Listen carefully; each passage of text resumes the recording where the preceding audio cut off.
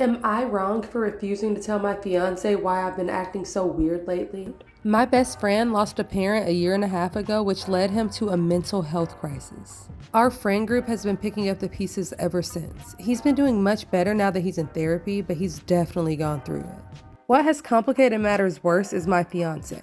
It goes without saying that I love her, but she is the definition of a busybody sometimes. My best friend is a very private person. She knows that something happened with him, but she doesn't know the details of what that something is. And honestly, she probably never will. But because she's around me and my friends often as my fiance, and I live in the same house with her, she hears bits and pieces of the story and presses for more information.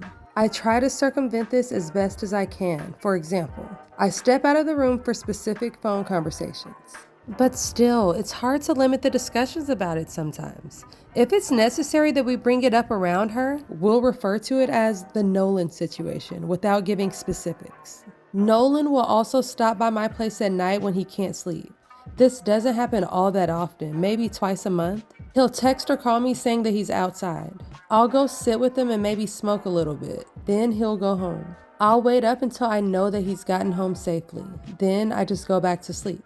Now, my fiance hates this. She claims that the phone calls wake her up, which I know they don't. She just sometimes happens to wake up for the bathroom while I'm outside. Then she says that me not being in bed next to her is alarming. This brings us to last night. Nolan stopped by, and when I came back inside, my fiance said she was putting a stop to it. She said all the sneaking around is making her paranoid and that she doesn't feel like she can properly trust me or be part of my friend group without knowing the details. She also said that Nolan needs to stop relying on me so much. I told her that it doesn't matter if we're married, dating, or whatever. She will never have any ownership over my friend's trauma. And then I said that she's never going to be able to order me around in any regards to it. I also said that her comfort was less important than someone's actual physical well-being.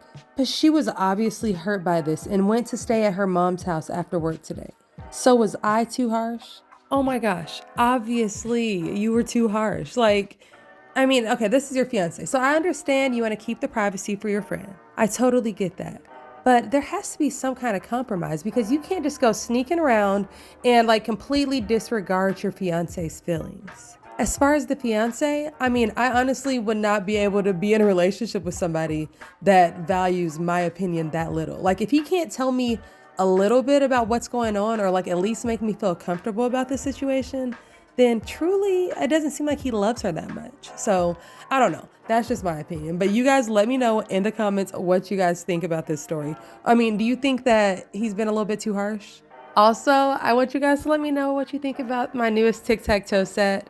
I tried out those little heart and star glitters with this one, and these are the results, guys. I think it came out super cute. So let me know what you guys think and drop some pink, green, and blue emojis in the comments.